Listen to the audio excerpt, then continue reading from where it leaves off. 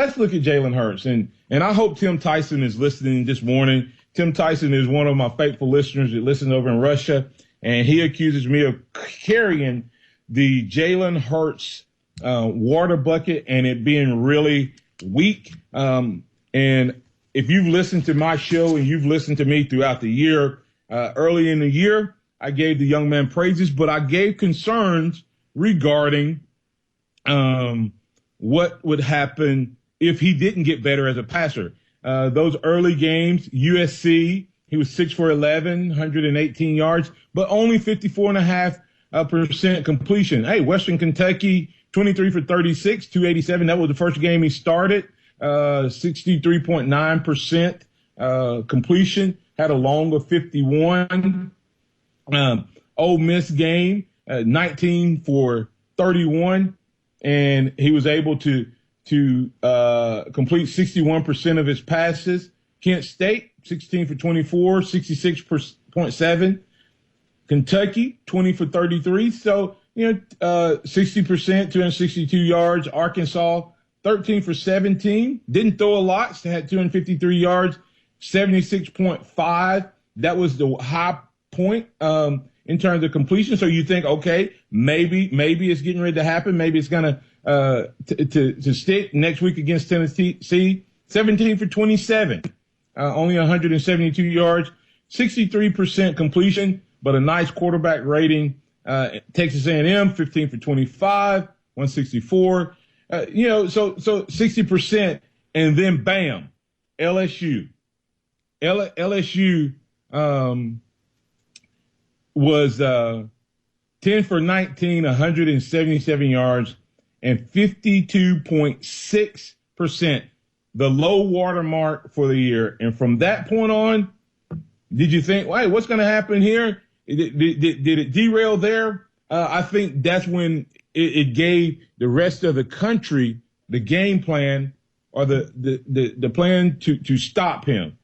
But then he comes back the next week and goes 28 for 37 against Mississippi State, 75.7%. Chattanooga, 15 for 21, 71.4%. Against Auburn, he was 27 for 36. Auburn was a really good defense, 75% completion. And then the playoffs and the SEC championship game happened.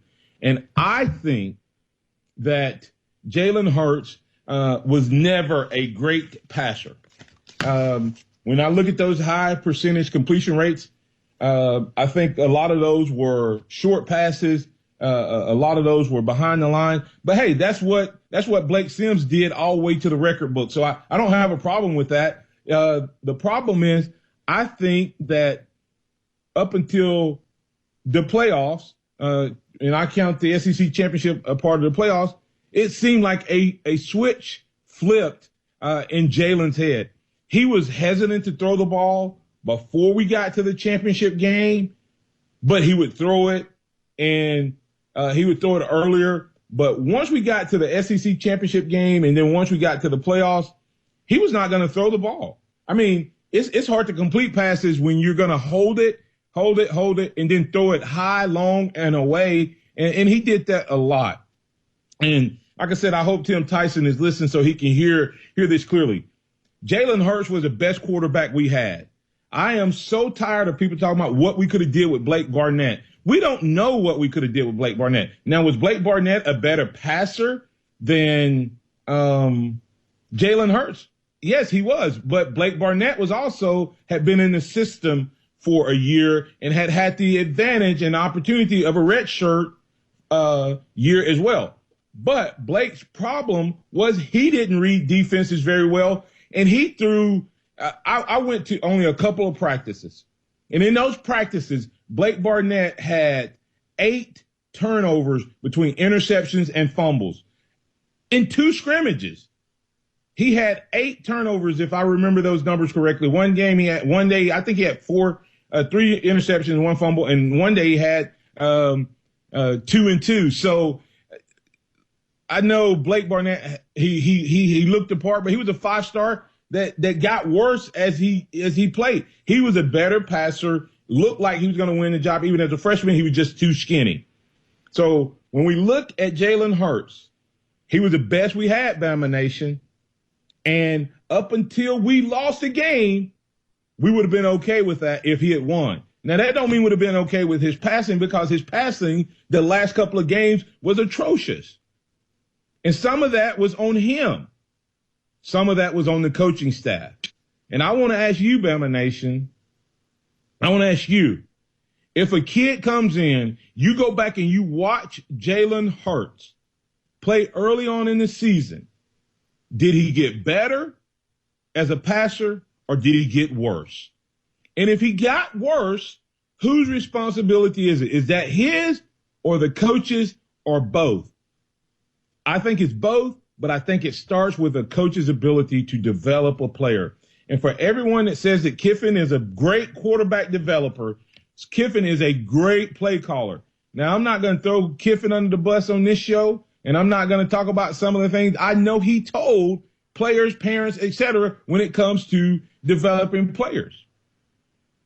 He didn't think that was his job to go out and teach how to read defenses. He didn't think it was his job to work on those types of things. It was his job to put together a scheme, put together a plan that put his players in a position to win. And I agree with that. But what Kiffin was great at was putting together a scheme that his players could get better and better at. And what happened by the end of this year, we were telling Jalen Hurts, don't lose it. If it's not there, throw it away. Instead of us keeping a very limited playbook, that's what we should have done.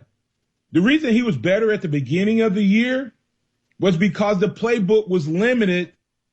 And if here's Coach Stalin's philosophy. If you execute, it doesn't matter if they know what you're doing. It doesn't matter. If you execute, it doesn't matter if they know what you're doing. Because if you run your routes and your quarterback hits them, then it doesn't matter. And what happened is I think we tried to open up the playbook for Jalen Hurts, and it didn't work because he was not ready for the playbook to be opened up. Jalen Hurts was a freshman, no longer a freshman, but he got worse as this season went along. And I put that on him and the coaches and the play calling. Even in the championship game, I put some of that on the play calling. If we win that game, we have a totally different dialogue about Jalen Hurts in his freshman year. The reality of it is he has one of the best years a freshman has ever had. There's a reason freshmen don't start. And all of you who are screaming for Tua Tagovailoa, Tagovailoa, T-Square, whatever you want to call him, we cried for every freshman quarterback that's come in under Saban to be the man. And not one of them has been the man except for Jalen Hurts. Now, did he do that in a vacuum of bad quarterback play? I don't know. But Blake Barnett, we wouldn't make it to the playoffs with Blake Barnett because it's not just passing. He couldn't have led the team. The team may have fallen apart on him. There was times when we needed not a throwing quarterback, but we needed a running quarterback. And that is what he brought to the table. He was the SEC offensive player. Was that in the vacuum of a down SEC year? To a certain degree, absolutely. But he was still the best of the rest. And he's the only one to do it since Herschel Walker in 30-something plus years. So there's something you have to give the young man. But it derailed, I think, when LSU showed the game plan. And then the coaches got scared and said, don't lose it. Don't lose it. Don't lose the game.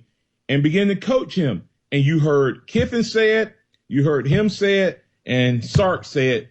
Throw the ball away. Don't get it intercepted. And the last time this young man was called on to win a game was the LSU game when he had not played well, but he took his team down the field late in the game, and they won the game 10-0.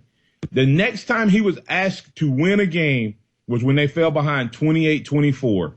When they fell behind 28-24, him, along with his team, by the way, but that's what a quarterback gets way too much credit when they win and way too much credit when they lose.